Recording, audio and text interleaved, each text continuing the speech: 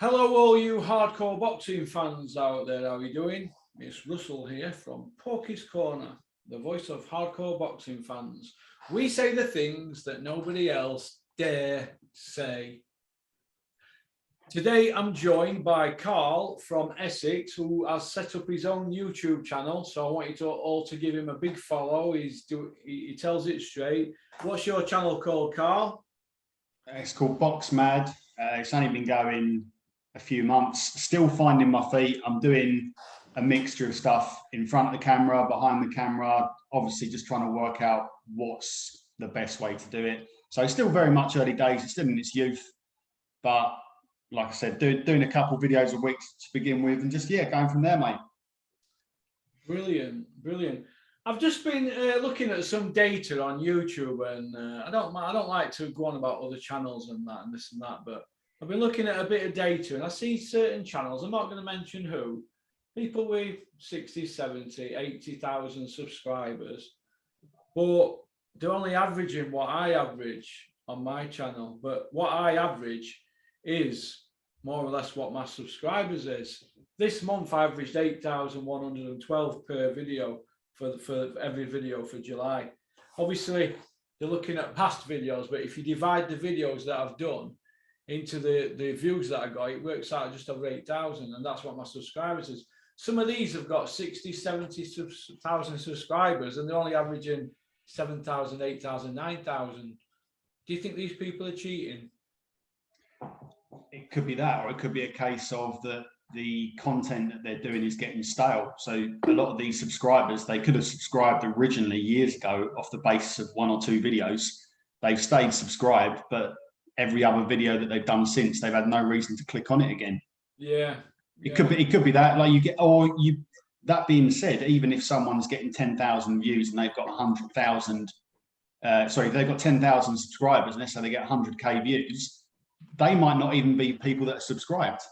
I mean, a lot of views, the majority of views sometimes are from people that aren't even subscribed to the channel, but the analytics will show you that on YouTube anyway, don't they?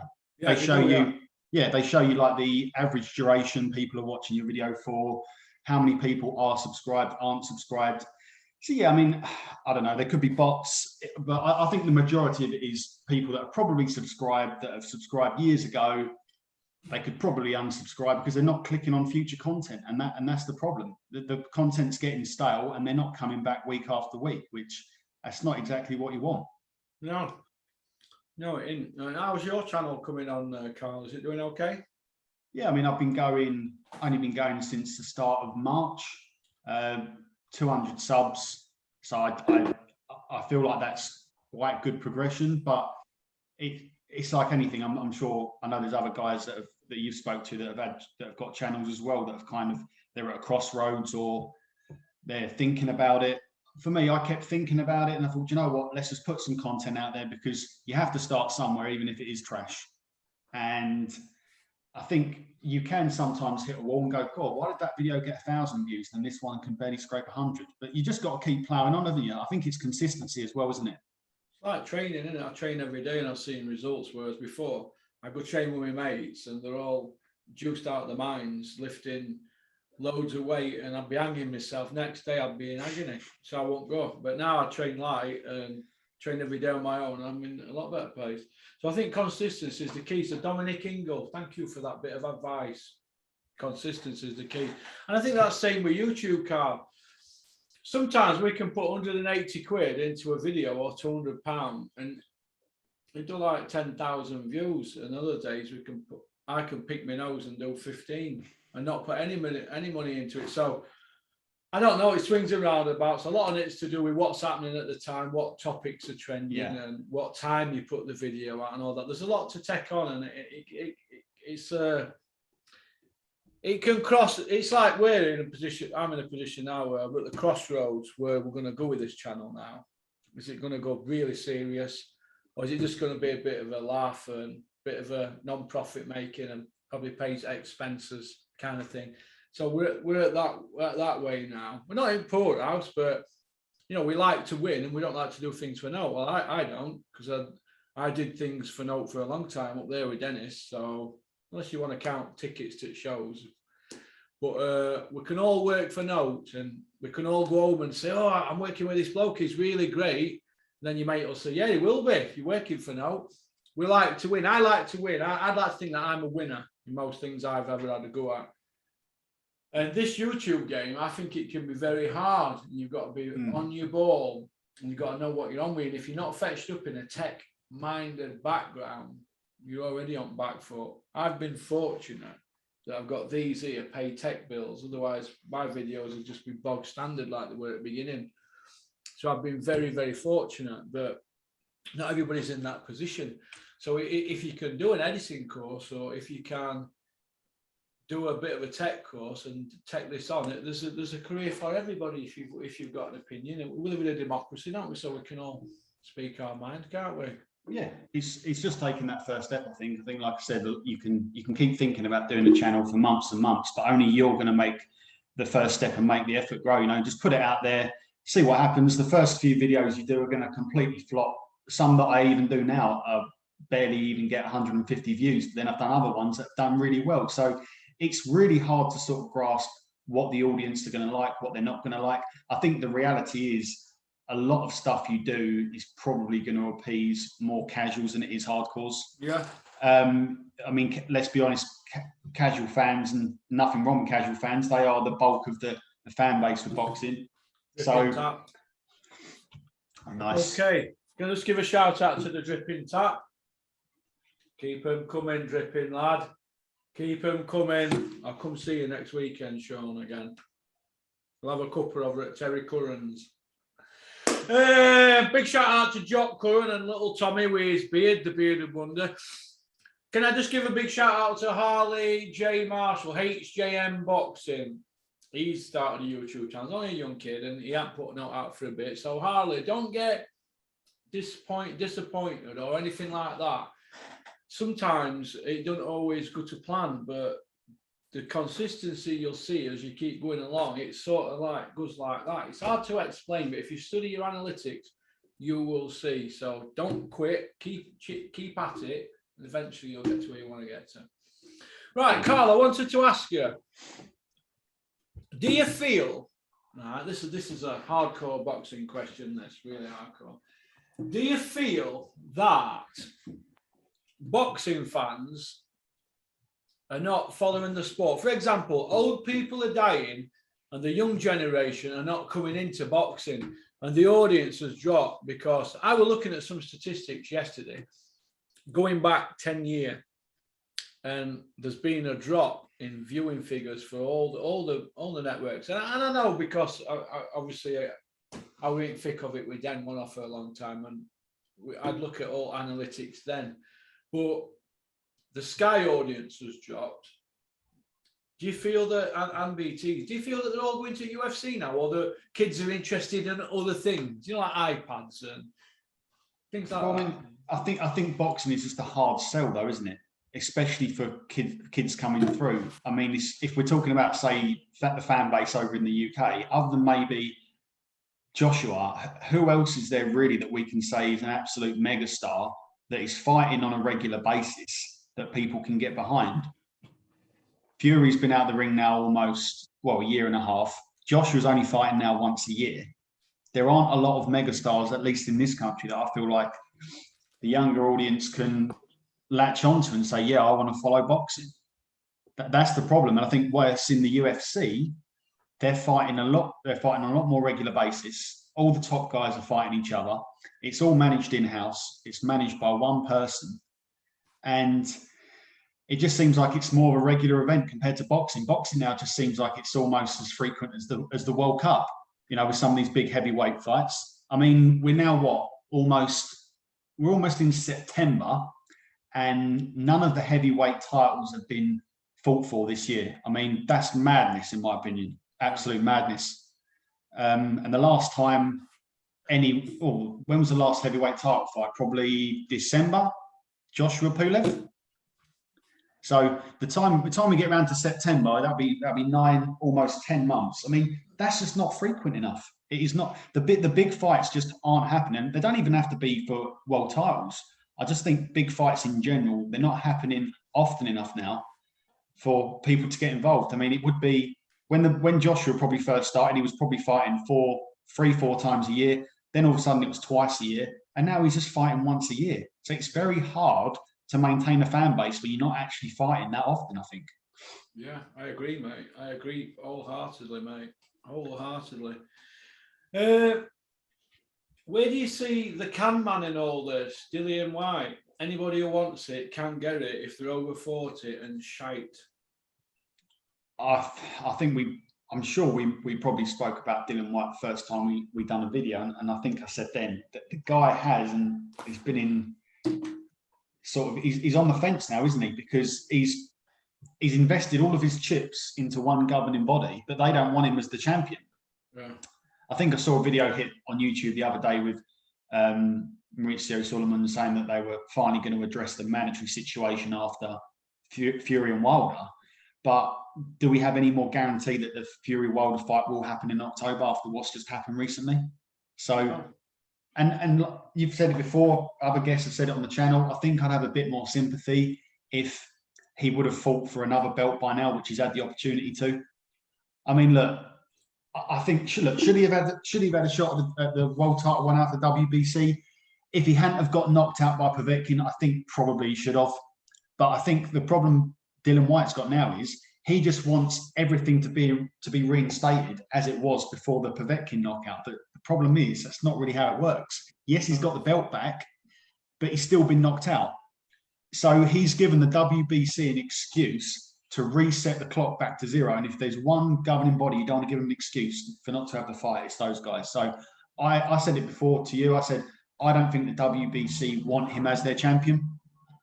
I don't think Dillian White helps himself by the way he runs his mouth off, but I'll give him a bit of respect. He's shouting his mouth off. He's making himself known.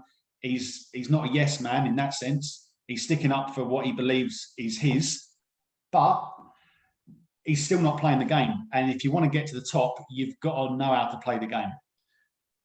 Well, in my opinion, Dillian White's not exactly being economical with the truth with the fans, because he was shouting out that it'd been mandatory for 3 years, but it wasn't true. It were never mandatory, were it, if you remember, because I got the screenshots up. Yep. Ruiz and Ortiz were above him the time that he said he were mandatory. But let's say in that period of time, some talks went on and they said he were number one. Well, why didn't he issue legal proceedings against the WBC like Mick Hennessy has done a couple of times? When there were the Bernard Hopkins, Howard Eastman fight, Mick took legal action, and he did it with Carl Froch and Carl Zaghi, the mandatory for that. He took legal action against WBC, and they had back and forward with Bricktop. So all you've got to do, Dillian White, is this. It's simple. Go to your solicitor and ask them to serve papers on the WBC, send a screenshot of it to your Twitter, and then show the fans. That's all you've got to do. Instead of paying lip service to us, getting trappy, saying you're doing this and doing that. You're doing nothing, mate. Stop lying. All right. Stop paying lip service to the fans. Yes, I think he's still a way off. I mean, we get into 2022 and it'll almost have been, 3 years since he won that belt from Oscar Rivas. If you'd have told me after the Oscar Rivas fight that would be 3 years down the line and he's still not fought for it, I would have said, no way. That's impossible. But his career is just going around in circles, I think. I mean, he could have gone away by now. After that Rivas fight, he could have gone away and he could have fought for some different belts. Well, he could have fought for some different belts, sorry, mate, like even a European. He could have fought for that and he'd have still have been in the same position he is now. But instead, he's just taken nothing fights that have meant nothing, in my opinion, just tick-over fights. And one of them was a banana skin, which we know. Where's the progression? If without that interim belt, he knows that he's not got a ranking either. So I don't know. He's kind of holding on to it because he knows he's got no other alignment with the WBC other than that trinket belt. He wouldn't be without it. He wouldn't be anywhere in that top 15 at all. So I don't know. He really is in a rough place at the moment, and I don't know how he gets out of it. Who has got the best career out of these two? Audley Harrison, Commonwealth gold, Olympic gold. I think he won did he win a Commonwealth title and a European? No, he won a European because he beat. It rings a bell. He beat Michael Sprott, and he fought for a world title. Or Dillian White, a vacant British, no Olympic gold, no Commonwealth Games gold, and Yeah. fought for a world title, not even fought for a European. So who's got the better resume, Dylan White or Audley Harrison? Well, I mean, it's got to be Harrison. There you go. But yeah, we look at Audley Harrison as a joke figure, don't we? Yeah, well, he didn't end his professional reign in a particularly great fashion, but the guy's still got more on his shelf. Yeah. And I think with Dylan White, I just don't know. I think he's got to be approaching 33, 34 soon. Yeah. And you know, Alexander Usyk, he's getting a heavyweight title shot before Dylan White, which I think, well, he's been waiting 2 years for the WBO. He's taken his shot with Joshua as soon as he's been able to get it. I know he's been chasing it for longer. Dillian White could have done that back in 2019. Yeah. So you can only feel sorry for him to a certain degree because there was that opportunity there, and I think a lot of people are baffled by that. You know, it would have been just before that. Had been what, 3 months before Ruiz eventually fought Joshua, and we all know how that ended. So I'm not saying that Dylan White would have necessarily have won that, but I think it would have been a much closer fight compared to their first fight back in 2015. Okay. Moving on from Dylan White then, and his brother Wesley Snipes. How you doing, Dean? All right, Dean. Welcome on Porky's Corner anytime, Dean. All right. Filip Hrgović. Is he now the most avoided fighter that's at that sort of like gatekeeper level? You know, Euro-ish kind of level. Is he the most avoided fighter in the heavyweight division at the moment? Well, he at least is as far as the IBF rankings are concerned, because obviously we all know what happened a few months ago. Michael Hunter, who I always thought was a good fighter, I did rate him, but now I've lost a bit of respect for him after he dropped out. I think Charles Martin either got injured or he didn't want the fight as well. So there's been a couple of people within those rankings that didn't want the Hrgović fight, and it's bad for Hrgović because he needs a fight at the end of the day. I mean, I just don't understand. People have got the opportunity to fight for an IBF final eliminator and they're turning it down. I mean, what on earth is going on? I mean, what are these guys in the sport for? Just to have a laugh and compete and get a bit of dough? So, I don't know. I mean, my dream matchup would be Hrgović and Yoka because they've got previous beef in the Olympics and the amateurs, but I don't know. I think they'll probably go for the next person that's probably above Yoka. I mean, I had a few months ago, they were looking at Joseph Parker, but I don't want him anywhere near that fight personally. But someone's got to fight Hrgović sooner or later. That's all I know. What do you think about Tony Yoka? Do you think he's avoided as well? Well, I mean, I think Yoka's back out, I think, in September. I think he's actually going stateside. So he's finally getting over there, which I think is good. I mean, it's hard to say. Yoka's only had, I think, now 10 fights. So now that he's done his 10, this is where I look to see him push on and fight some big names. So I don't think people are calling out his name, that's for sure. It's hard to say whether he's avoided. Like I said, he's only had 10 fights. So maybe if he gets to sort of 15, 16 and 0 and he's still got a name on his record, we've either got to say, does Yoka want to fight these guys? Or is it a case of no one wants to fight him? It's hard to say yet because he's still a prospect like Hrgović. Yeah. Where do you feel... Sorry, go on. Sorry, but he's one to look out for like Hrgović, no doubt about it. All right. Make him bank, can't he? Oh, he can. What do you think about Joseph Parker and Derek Chisora's position in all this? Because nobody seems to be making any noise about their so-called rematch, do they? I don't think anyone's calling out for that. I think everyone knows it was a bad fight, but obviously no one's going to say it, just so obviously they can always leave that gate open just in case they want another fight. But I'm now hearing that Chisora's looking at another fight with potentially Joyce off the back of the Takam win. So I think that fight is dead. I mean, you can say it was close, but I just thought the fight was horrific. It was delayed a couple of times, I think, wasn't it? So that was really disappointing. I thought that fight really, really poor. I don't know where Parker really goes, if I'm being honest. I kind of see Parker and Chisora in the same camp as far as gatekeepers now. I don't think Chisora's any worse than what Parker is. I think they're about at the same level, if I'm being totally honest. The only thing that Parker's got over Chisora is that he won a vacant belt. I don't see any difference between them as far as skill sets. I just see Parker as another gatekeeper at the moment. You know what I call Joseph Parker, don't you? The stinkinator. Wherever he goes, he just stinks everywhere out, doesn't he? I just don't think his last couple of fights, the Chisora and Junior Farr one, I just don't think the guy was making any effort. I mean, I just think the guy's too nice. I don't think the guy is nasty enough and competitive enough to get to the top level. You know, Parker can bang when he tries, but I just feel like in his last couple of fights, it's like, right, go for it. You know, just give another 10%. You can knock this guy out. And I think he just spends too much time looking at his own moves. I just want to see Parker go in there, deal with people. I don't want to see him go to 12 rounds. And this is heavyweight boxing at the end of the day. I'm not saying that fights can't be competitive and they can't go to championship rounds, but we want to see knockouts. Yeah. That's why we're watching heavyweights. If I wanted to see 12-round fights, I'd watch a flyweight fight. But I just think Joseph Parker's got a very, very boring style. I think he could do better when he's in the ring at the time. But I don't know. He might need more time with Andy Lee. I don't know. Do you feel that Joseph Parker might be, I don't know, maybe a bit too advanced for somebody like Andy Lee to jump in with his first guys training, or one of his first guys? What do you think? Or do you think that he's probably learned his craft off Sugar Hill and he's ready for that?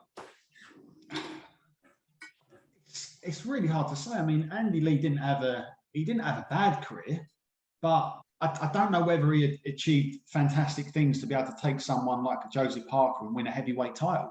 And if Joseph Parker's ambitions aren't to win a heavyweight title, then why has he changed trainer? Right. What is he still doing in the sport? He must have changed trainer because he knew things were getting stale. I think most people can agree on that. So if he's changed trainer and now he's got Andy Lee, what is the ambition? Is it to get yourself into a final eliminator position? Is it to fight for a world title again? Because if it is, I'm not sure if Andy Lee has got the chops for that. And we might not ever know if Joseph Parker's got the chops for that, but I think he needs to be in with an elite level to get the best out of someone like Joseph Parker. I just don't think the style is good enough to really ever compete for anything serious again. All right. Deontay Wilder and Tyson Fury, if that doesn't happen this year, where does the heavyweight division go? If it's to keep moving on and to be taken seriously, Fury must be stripped. These belts have to keep moving. They have to keep rotating. That's the most important thing. It's not about just having a new champion for the sake of a new champion. It's about champions defending their belt in a timely manner. So I don't even care if he gets a champion in recess. Don't care. Strip him and if this interim belt is worth anything, just have him and the interim and the number one fight for it and just get it done. Get it done. Or if the WBC don't want the interim champ to have a shot, then just let the number one and number two have a crack. I think that would cause a lot of backlash personally. But if it doesn't fight in October, pandemic or not, because boxers have proven last year that you can still fight, albeit in small venues with no crowds, pandemic or not, that belt must be defended this year. Because if it doesn't, you're now going to be going into 2022, and it would have been almost 2 years since the WBC heavyweight title hasn't been fought for. That's insane to me. That's supposed to be the flagship belt, isn't it? It's meant to be the best and most iconic belt in boxing, the green and gold belt, and the most elite belt, the biggest belt in the heavyweight division, hasn't been contested for almost 2 years. Madness. Sort of madness, and it's craziness. Yeah, and even if the scenario is out of his control, getting COVID and all that, do you know what? That's just tough luck. You've got to be strict if you're not defending your belt. No. That's it. And he just needs to come out and say, look, I can't defend this belt with the time that I've been given. He needs to decide himself. Either vacate or the WBC needs to take the decision out of Tyson Fury's hands and do it for him. Someone needs to make a decision. The WBC at the moment, they just, I don't know, They need to do something. I mean, either way, strip him. Someone can still fight for it. If they want Wilder as their champion again, just let him fight Dillian White. Yeah. Just strip Fury and let's just get the fight on.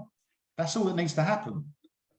Because that's the only way that Dillian White's getting a shot, via a voluntary or a situation like this, where it gets vacated and then the WBC are forced into making Dillian White fight for it. Because otherwise, that interim belt, which we all know anyway, is worth tap. It's worth nothing, isn't it?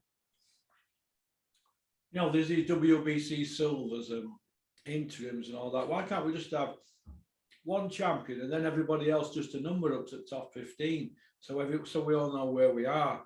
Because we're losing track of when we're putting people in for interims and this and that. It's a mess. They're only doing it for sanctioning fees, but you can still pay a sanctioning fee just for your ranking and that. You don't need to, because when you lobby, look, we all know what goes on, don't we?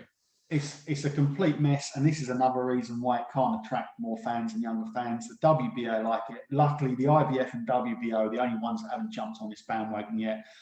I take them a bit more seriously, at least with the IBF. If you are number one, then you will fight next. Normally, the WBO keeps to that. I don't like their rules as far as cruiserweight champs going up to heavyweight and becoming mandatory. I don't quite agree with that. But saying that, it's going to sound like a contradiction. Saying that, I am happy that Usyk is getting a shot. That being said, I am happy because I think that is actually a really good fight. But we just saw it with last week, didn't we? With at Fight Camp, the WBA have got the same situation as well. This regular belt and super belt is a complete and utter mess. Yeah, it is. If I'm being honest, I don't consider the regular belt a world title, but the WBA have got themselves in this situation that they can't elevate Lee Wood because he's got to be unified to be a super champ. So they've got to decide what to do with this.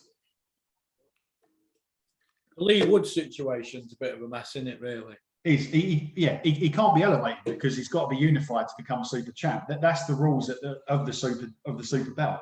So I just don't understand this regular belt nonsense. Or just have a regular belt like all the other governing bodies and get rid of this super champ nonsense. Are you not happy with this Lee Wood getting upgraded? Carry on. Well, but by the WBA's own rules, he can't, because it came. I'm sure this was introduced by something that Lennox Lewis said back in the day, that bringing a super champ, and their rules are that you become a super champ if you're unified in other governing bodies. So by their own definition, he can't be upgraded. And if they are going to upgrade him, okay, why didn't he just fight for the super belt to begin with? I'm sure they were supposed to amalgamate these two belts a long time ago, but they still haven't, because this is and just like the WBC, they've got other belts underneath it. Haven't they got an interim and a gold belt as well? Well, yeah, they've got an interim because it's Daniel Dubois' belt, but haven't they got a gold belt as well? Yeah, I think so. Yeah, we've got there's a champion, a super champion, a regular, an interim, a gold, and then there's intercontinental, continental. There's 6, I think, isn't there, for each one. Now, if you've got 18 divisions, 6 champions in each, what's that? Instead of having 18 champions, you've got 108. Oh, goodness me. It's a complete and utter mess. But this is the thing. If we're saying, and I don't want to take anything away from Lee Wood, but if we're saying that he's a world champion, then we're saying that every other WBA regular belt holder is also a world champion. Like, are we saying now that Trevor Bryan is a world champion? Is that what we're saying? Yeah. Well, yeah. I think that's madness. Brian McGee held the WBA regular belt, didn't he? I mean, the WBA regular, just to me at the moment, is like this WBC interim. It just seems like a glorified mandatory spot. But then, is Trevor Bryan realistically ever going to get a shot at Anthony Joshua? I don't ever see that happening. Well, Don King might see it happening. That's probably what he's holding out for, Carl. Cool. I don't know how long you'll be waiting for that more, mate. All right, then. What did you think to Ben Davidson's performance at the weekend? He got young Lee Wood over the line, didn't he? Yeah, he did, but I don't. Again, I know I always sound a bit critical of Ben Davison, but I don't know how much that was Ben Davison. I mean, the opponent was poor. Let's be honest. Yeah. The opponent looked shocking at that weight. But then again, he has had 2 very, very big fights with his fighters this year, Ben Davison. So I give him credit for getting the result. I still do think that the jury's still out on him, though. Yeah. I think it would be nice to see him do something with a prospect, win some domestic belts, go through the rankings, and then see how much he can really turn a prospect into a potential champion. That would be nice, but he's still done what he's needed to do with the people that he's acquired. So, you know, he's played the cards that were in front of him, so I'll give him credit for that. I do think that he needs to let his fighters do a bit more of the talking now after these fights. I don't want it to be just about Ben Davison. I don't want it to be just the Ben Davison show. I would like actually to hear from the fighters themselves. That would be nice. Yeah. Well, what happened to Ben Davison and Isaac Lowe? Weren't they the dream team at one point? What's happened to Isaac? Good point. I mean, was there beef there? Where is Isaac Lowe? Can anybody tell me what he's up to? Has he gone to college?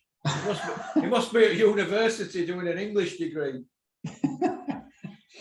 I don't know. I mean, what do you make of him? I mean, compared to what you might have thought about him this time last year, do you give him any more credit than what you may have done 12 months ago? Yeah, I do. I give Ben Davison credit, first of all, for sticking with it. He gets a lot of stick off at hardcores for the simple reason that he tends to exert himself into every situation, whether it be sat there with the main players in boxing, your Warrens, Arams, your MTKs, all them lot, Sam Watson, or sniffing around other fighters and giving an opinion about other people's fighters. And we all know why trainers do that, don't we? I find it disrespectful. I don't see anybody giving an opinion about Hughie Fury or Savannah, because Peter Fury would be very quick to have a word with that person. But I do see certain trainers giving opinions about other people's fighters, and it goes on all the time behind the scenes. It starts off with, oh, I think you fought great, I just want to give you a bit of respect, I've always liked you and all that. Like Colwell were doing with Colwell were doing that with Chisora when he was with Don Charles. And I seen it and I thought, we know what's going on there. Then I saw it with Dylan White when Dylan was with Mark Tibbs. And look, he's ended up with Chisora. He ended up working with Dylan. And this is why these people do it, you see. They're an extension of Eddie Hearn's arm. And fighters know this. And if they feel vulnerable at any stage or feel like they're not going to get a certain fight, they feel that they need to be in with a certain person. And Caldwell is that link towards Eddie Hearn. Like I've just said to you, he's working with Chisora, but he was chipping away with him 2.5 years ago with text messages and tweets and all that pally on IFL. Did the same thing with Dylan White. When Dylan was with Mark Tibbs, and he ended up working with Dylan. Dylan got knocked out in the Povetkin fight. They never had him back for the second one, did they? No, they did not. But point I want to make is that these people have no scruples. Isn't that right, Dave Caldwell? The brass neck on you is unbelievable. Could you imagine? These are the sort of people that are be co-accused on an armed robbery, and they'll get 2 years, you'll get 7 years. When you'll get out, they'll want to come round your house and be a mate again. These are them sort of people. Do you see where I'm coming from? No scruples, no morals. I don't think people in the boxing community take Dave Caldwell seriously in the sense of, other than a couple of his prospects like Hopey Price, he doesn't have like a full-time fighter that he trains with, does he? He's got 1 or 2, isn't he? I can think of 2 off the top of my head. Like you said, everyone else, he jumps in for 1 fight here, 1 fight there. That to me is not a sign of a good trainer. Well, I want to see him with someone literally stick with them for 2-3 years and achieve something, not just jumping at the last minute because the fighter thinks that he might add something to the team. A bit like he did with David Price. Yeah. Yeah, and like he did with Bellew. When he got Bellew had already fought for a world title, hadn't he? Mm-hmm. So when he got Bellew, he was already up there, wasn't he? I want to see him do something with Opie Price. He seems a nice kid. And if Dave Caldwell does something with Opie Price, I will tip my hat to him. But until that day, all I'm seeing from Dave Caldwell is a lot of arse licking, a lot of rimming, and a lot of hula hooping. That's all I'm seeing from Dave Caldwell. And it's become that bad now that people come up to me and they say, oh, they don't even want to talk about it now. Because it's that these are grown men. He's a grown man in his 40s, 5'1", hula hooping, a 6'6" grown man in Eddie Hearn. He don't even have to kneel down, he just does it stood up. Grown men. Boxing does bring out the worst in people, unfortunately. But you mentioned just trainers and people that are in the business in general. Yeah, because they get a sniff of it, and then that's it. They can't let go. They want to be part of the circle, don't they? They get a little sniff of fame and a little bit of money, and then before you know where you are, boom, fighters become pieces of meat. There's that going on behind the scenes, and this you should be doing that. You're a great fighter, but you should be doing this, should be doing that. You can come and spar at my gym anytime. Look, that's how it starts. That's how it starts. Like I've just said to you there, we know what happened, what Dave Caldwell did to Don Charles, don't we, Dave? When you were tapping Chisora up, when you were tapping Dylan White up, making out that you weren't. But what happened? You ended up in Dylan White's corner. He even tried to stick knifing on that Xavier, who got Mark Tibbs' job. Listen, these people are ruthless people. But if you put it on them, they'll go police. Ruthless. These people are ruthless. There's nobody more ruthless than boxing people, let me tell you. Nobody. Drug dealers, armed robbers have got nothing on boxing people. Trust me, I know, I've seen it close up. So, all right then. What do you think about the situation with Tommy TNT Fury, the Feather Duster man, who's fighting on a YouTube show in America? What do you think to that? Do you know what? I saw a couple of videos uploaded onto YouTube a couple of days ago, and just when I thought I'd seen everything, I've got to say that did take me by surprise. I mean, Frank Warren has been against this for many, many years, ever since I think Hearn jumped on the bandwagon with KSI and Logan Paul back a few years ago. So I honestly didn't think it was Warren's style. I've got to be honest, but I think Warren's changed a bit. I think he realises that if he's going to survive the next 2, 3, 4 years, this is the direction he's got to go. I think deep down he's hating it. He's absolutely hating that he's got his fighters on an undercard in America with a YouTuber on it. But I think he knows that he's got to survive. I mean, the other day I saw an interview that he was bigging up DAZN's first show, the Fight Camp #1. I mean, look, he's playing the game because he knows what could potentially happen with BT moving forward, and it's almost a shame to see him because it's not the same Bricktop that we know and love, is it? No, it's no. And you know what? It's sad to see that Frank Warren's had to conform to women's boxing that he hates. Frank Warren hates women's boxing, hates it. Dennis Hobson hates women's boxing. They're old school, the dinosaurs. Dennis, do you know what? I'm falling in love with women's boxing. Dennis, you hate women's boxing. Stop lying to yourself. Frank Warren hates it. Well, Frank Warren hates this YouTube carry-on as well because he's old school. He's an old school type of guy, old school boxing. He's boxing through and through. It's like if you snap Phil Thompson in half, it says Liverpool. Snap Bricktop in half, it says boxing. It's in him. 40-odd year promoter. He hates this YouTube stuff, but it's a means to an end for them now because they're on the back foot, aren't they? So they've got to put their heads down and sort of not mention it much and all this and blah, blah. Look, the Arrow makes it as well, but it's way it's going, isn't it, now? Yes, I think it's sad to say, but I think it's the only way boxing survives for the next few years. It will become a case of these big YouTube and TikTok stars are probably their headline event or, the co-main event, and then you've got people that we know really well actually sitting underneath them, which to me is absolutely crazy. But if it means that they can still survive, they can still earn a living, I think it's going to be better the devil you know. We're going to have to take it. But, yeah. I mean, just speaking of sort of undercards and all that, and just lineups, what do you make of the lineups we've got for fight camp week 2 and 3? Have you seen any of the matchups? Yeah, I've seen Babic. I think he wears that guy down he's fighting. Then we've got Mark Bennett. I think that's correct, isn't it, Mark Bennett? Yeah. Yeah. Then we've got Fabio Wardley against Nick Webb. People keep saying, oh, Porky, it's a great fight, 50-50. No, it ain't. Fabio Wardley runs over Nick Webb. That's how I feel about it. Yeah, it's a poor card, but I mean, speaking of women's boxing, I think that's the problem they've got as well. I mean, you've got sort of elite level fighters, haven't you? Like Natasha Jonas, Krista Shields, Kate Taylor. Then you've got no bridge between them and like dinner ladies, have you? And I think that is the problem. There's not enough competitive fights in women's boxing. That's why I think it's very hard for people to get behind. I mean, when have we ever seen Kate Taylor headline event? We haven't, have we? We've seen her do a co-feature with Dillian White and Povetkin for the first fight camp, for the pay-per-view one, but she's never headlined an event, and there's a reason for that. I mean, she's the unified lightweight champion of the world, but she still can't headline an event. What does that tell you?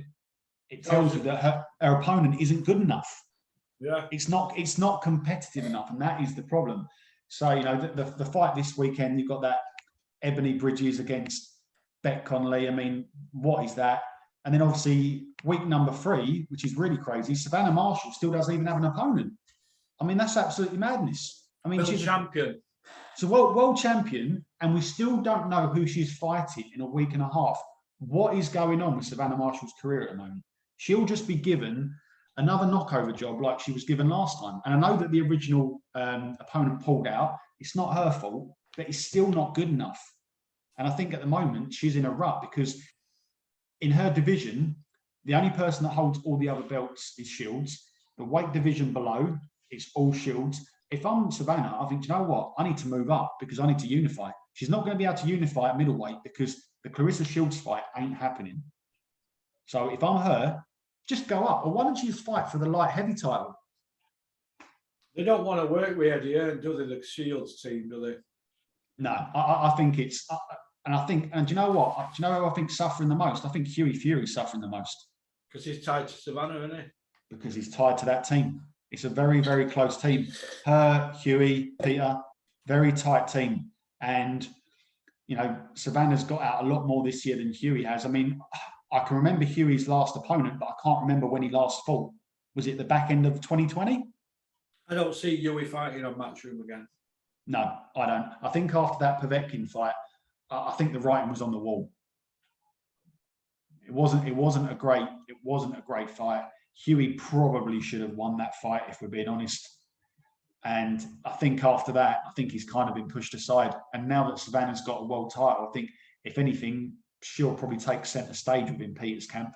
It's a shame because, I mean, if Hughie was cruiserweight, do you think he would have fought for a world title by now? I think he would have. Yeah. So what's his options then, mate? Where does he go? Channel 5 with Mick Hennessy. I think he deserves better than that. Remains to be seen because they won't work with Warren. So I don't know. It's a mess. It's an absolute mess. But have you seen any of the other fights for fight camp week number 3 yet? No, what are other ones? Oh, mate. So obviously I just spoke about Savannah Marshall. So at the moment, there's 7 fights listed, but there was 7 fights listed for this week, but we're down to 6. So this could change at any moment, right? Hopi Price doesn't have an opponent. Natasha Jonas doesn't have an opponent. Felix Cash doesn't have an opponent. Savannah Marshall doesn't have an opponent. And all the other fights above that, 4 other fights above that, they're nowhere near as big as these fights. For me, I want to see Savannah Marshall and Natasha Jonas fights much more than I want to see the Boazzi fight. Yeah. And that's what I'm saying. Like, there is a market for women's boxing, but they need a good opponent. And I think that's where they're struggling. So we're a week and a half out, and 4 of the fights, 4 of the fights, they don't even have challenges yet. And 2 of them are really big names in Natasha and Savannah. So what is going on? Who are they going to wheel in at the last minute? Going to be interesting, that, Carl, moving forward. Well, what do you see happening with Sky and Bean and Johnny Nelson? That because Bean were working on horse racing yesterday. Are you joking? No, we're working on horse racing yesterday. I've got it on my phone here. I thought he was doing a university degree on darts. No, didn't you do a refresher course on darts or something? Oh. Refresher course. Bean's jack of all trades. Bean's hanging on for dear life. They probably don't like him at the darts. Scary Bean is multi-skilled. He's actually quite impressive. Scary Bean, when it comes down to it, he's every man for themselves. Yeah. Remember my video a couple of years when they were all jumping ship? It said every man for himself. I'm telling you what Bean is. Let's have a look. Let's see what Uncle Dale sent us. Dale Nichols, the voice of hardcore pay-per-view. Right, let's have a look. Dale Nichols, here we are. Here's Bean.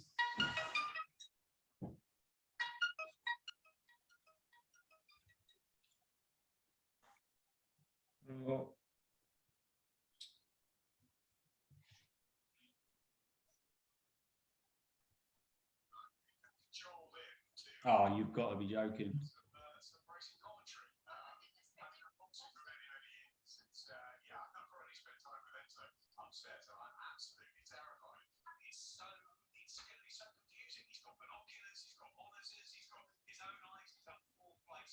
Oh no.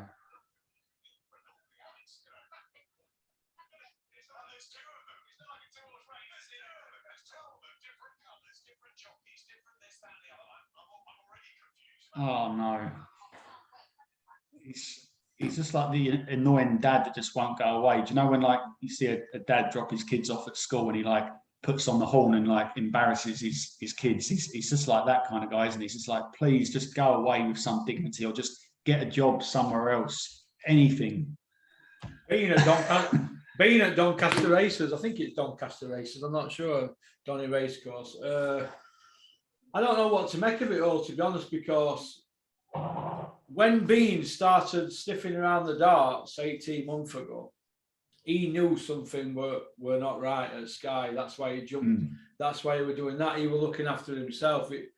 The way they've handled things since then, you could see them all sort of jockeying for position because there's a lot of people quite vulnerable there now, aren't there? They're not all going to be getting a slot at Sky and stuff like that. But Bean, he's a survivor. Bean's looking out for himself, darts and horse racing. He's a Sky company man, isn't he, Bean? When it comes down to it, he will do what's best for Bean, won't he? Yeah, he's a survivor. Well, I missed Bean this last couple of weeks, but when the push comes to the push, if I ever see Bean at the food banks, I'll tip my hat to him. I said, Bean, you deserved it. Because a lot of these now that are playing victim and looking out for themselves, they think you're two fucks about us fans especially in the last 4 years since Vladimir. Boxing, we were told after Vladimir Joshua was on a high, it were never going to be it were never going to be bigger. Since then, who has Anthony Joshua fought? He's not fought Fury. He's not fought Wilder. Wilder were there on the night, 2017. He was flown over by Sky, business class. He were put up in a nice hotel. And he was told he was definitely going to fight the winner. Joshua beat Vladimir. Wilder fight never happened. The Fury fights never happened. Well, we've not had Dylan White rematch since then. What have we had? We've had, mediocre fights for Joshua. And we've been going round and round in circles for nearly 5 years since then. We're into the 5th year now since then. 4 years and 4 months since Joshua fought Vladimir. So that's 52 months. In that 52-month period, Joshua's done nothing. He's gone backwards. His peak years, he's gone backwards. But these fuckers at Sky and Matchroom have just kept milking it and milking it and milking it. And do you know what they've done? They've over-milked it and they've pushed fans away. They're trying to get them back now through this YouTube stuff, but the horse has bolted already, hasn't it?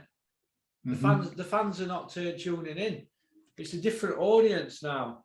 And when Hearn's gone, and he will go eventually when there's nothing left, when we're just picking up bits of bones and leftovers, when he's gone, he'll be left for everybody else to pick up the pieces. You mark my words. Well, just think about it. April 2017, Joshua Vladimir fight.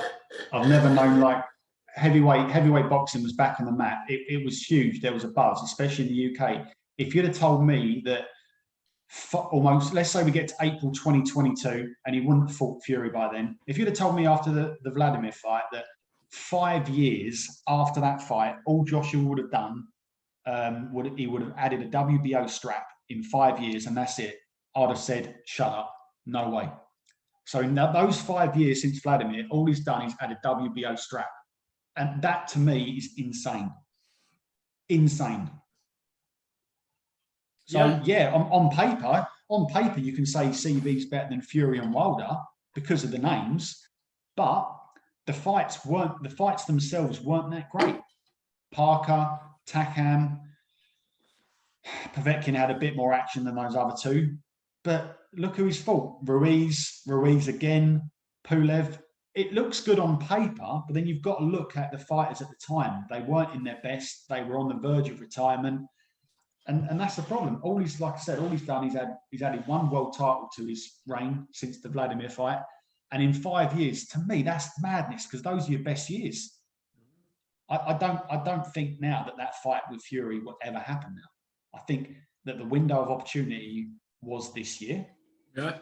It's now, and even though they may have been reasons out of Joshua's control, he's got to look at himself and say, Hearn, you've not delivered me Wilder, you've not delivered me Fury, but Wilder's on the brink of, Fury's on the brink of fighting Wilder 3 times. So how comes their team can get it over the line, but you can't? So what's Joshua still doing with Hearn? He's piling money up and fighting fights while being wrapped up in cotton wool. Honestly, I want to see someone. I don't really care who it is. I want to see someone become the undisputed heavyweight champion. I don't care who it is. I don't care whether they're from this country, whether they're from the States, whether they're from Mexico. I just want to see the undisputed fight. How are we not getting it in the biggest division in boxing? Politics, but I don't know. That's for it to be allowed to happen. All the networks want to keep everything in-house until the governing bodies start saying we're the boss, we decide who fights who. If you don't fight within 12 months or defend your belt, guess what? You get stripped. Until we get this kind of authority, this is what will happen. Eddie Hearn is essentially a big fish in a very, very small pond of his own.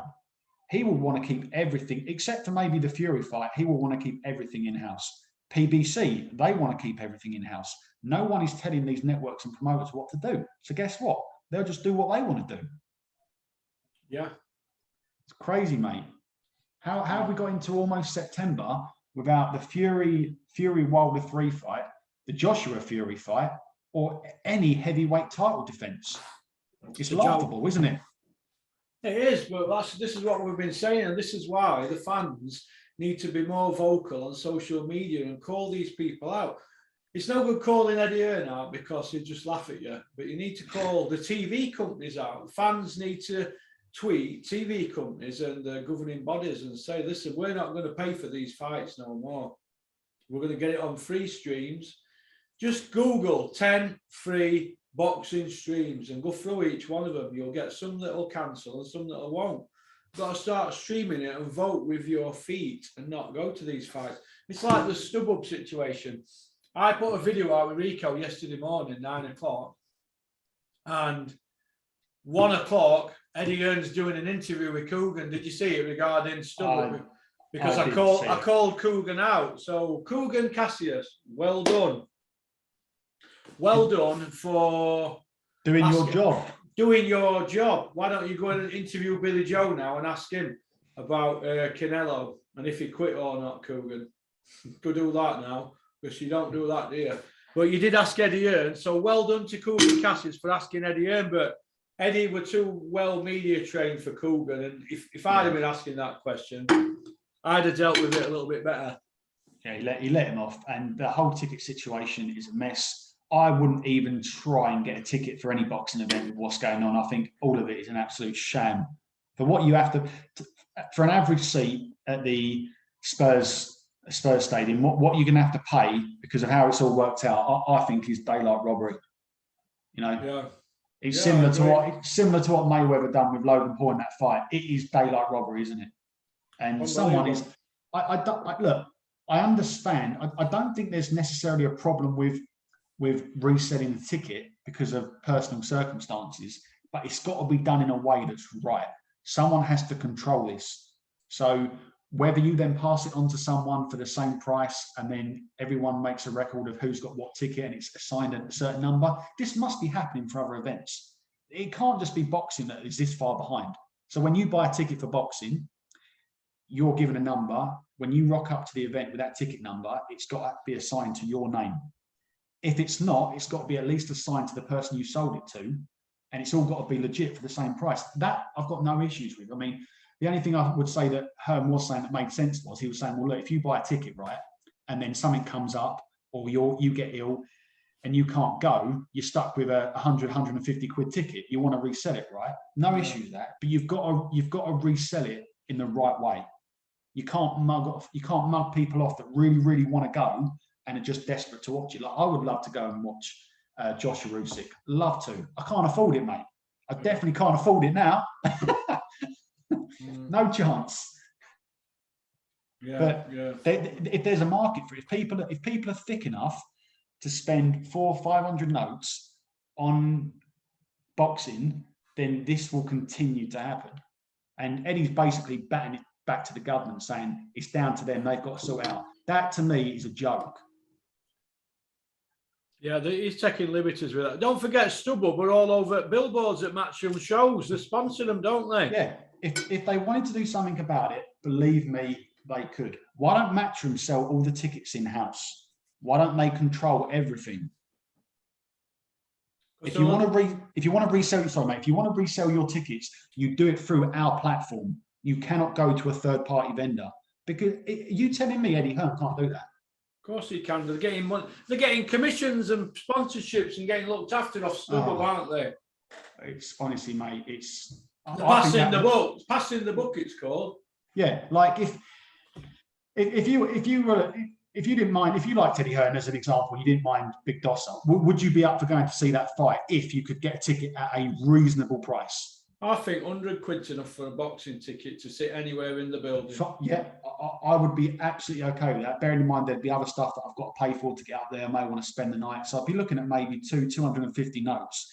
But if my ticket is now going to cost me at least 250 for a basic seat, and then I've got all my other expenses, mate, you must be joking. I can't afford it. I can go to my mate's villa here for 500 quid for a week with flights and everything. Yeah, before you know it, you can get a flight to Tenerife for 400 quid for a week for the same price as you're watching Joshua Usyk. I mean, do the maths. Yeah. Madness, mate. Madness. But still looking forward to the fight. Not happy with the tickets, though. Yeah, well, I've got Usyk to beat him. Stop him late on. That's what I've got going for Usyk by stoppage. Do you think him putting on all of this extra weight is an advantage, or is it going to play into Joshua's hands if he tries to fight fire with fire? Who's to say he's even put this weight on? Mind games. Interesting. It's going to be interesting, isn't it? But Joshua's a big man, isn't he, against the side of Usyk? Well, Andy Ruiz is smaller than Usyk. True, but he was a lot heavier though than what Usyk and Joshua was, especially in that first fight. Yeah, but it's smaller in height and reach, isn't he? Yeah, I mean, maybe that is the way. I mean, Fury done it against Wilder. I mean, maybe backing Joshua up is the key, which is what Ruiz done in the first fight, didn't he? Yeah.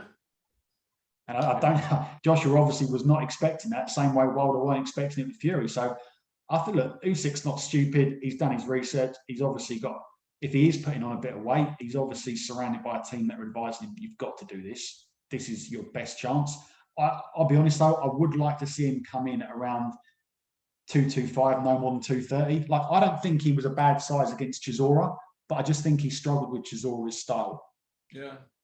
But I think if he comes in at the same size, maybe a little bit heavier against Chisora, I think, to me, that's going to be his best advantage. I don't want him to give up his speed and skill for a bit of extra weight. I mean, do you see him knocking Joshua out? Stopping or knocking him out, two different things. Stopping him. I see him stopping Joshua. You're not going to That's- get it. You're not going to get that's a more decision on realistic. points. Not going to get a decision on points. No, not on home soil. Agreed. So that's I mean, I don't know. I'm still on the fence, mate. I don't know who's got this one. I want to see him at a presser or the first. I want to see him at least at a presser to see what size they're both looking at. But I think Joshua will probably come in at the same size against the Pulev fight. But looking forward to it, mate. It's going to be the best fight of the year, I think. Okie dokie then. Yeah, I'm looking forward to it. Okay, well, listen, Carl, thanks for coming on. It's been a real pleasure to have you on. Nice to see you. Good luck with your YouTube channel, Boxing Mad YouTube. Carl, just Box Mad. Box Mad. Oh, sorry, Box Mad YouTube. That's Carl's channel. If you want to subscribe, click the subscribe button and show him a little bit of respect. He's an hardcore boxing fan, just like the rest of us.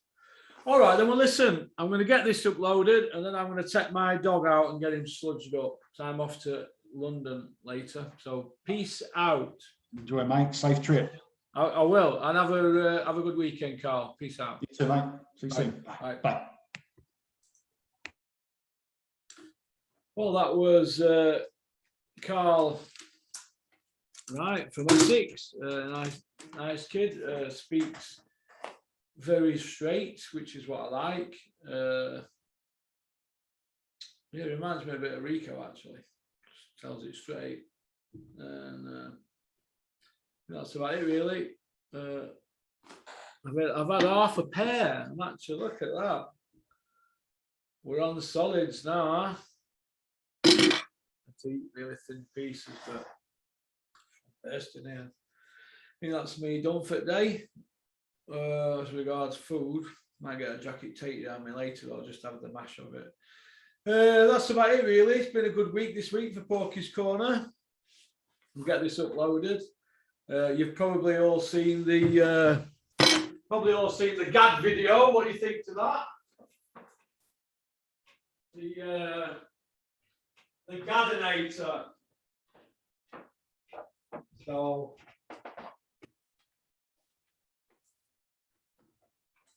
people saying to me, Porky, you're a bit harsh on the Gad.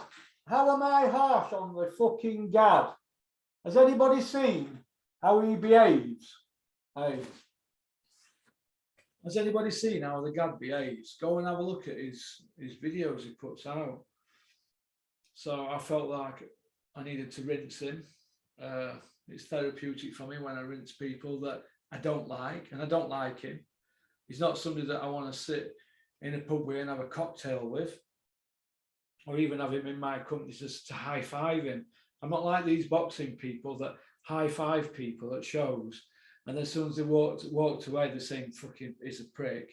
I'm not like that. I will not high five. If I don't like you, you're not going to get an high five off me. You'll get snubbed. All right. So, like I said, my daughter's 9-year-old this year, and if she's a boxer, Ebony Bridges' age, and I've got him carrying off like that around her, I'm going to punch him upside down. All right. So, but he's lucky that Ebony Bridges' old man lives in Australia, isn't he? Because if her dad had any balls, he'd be on a flight over here, wouldn't he? To nip it in bud before it gets out of hand. So I hope you enjoyed the GAD video. That's up at the same time as this. I put them both out at the same time. So, okay. Peace out. Keep on trucking. Keep supporting boxing. Have a fantastic weekend, because I know I will. I'm going clothes shopping now that I can get in smart. Well, that's about it. So, not really much else to add. I'm going to get my dog sludged up, so I'm not going to see him now for a few days. I'm missing. All right, peace out. Don't forget to like and subscribe and share the video on your WhatsApp. And don't forget to hit the button down below. It says join for the members area. It might not say it on your iPhone, so you need to do it on your computer or go into your desktop. All right, peace.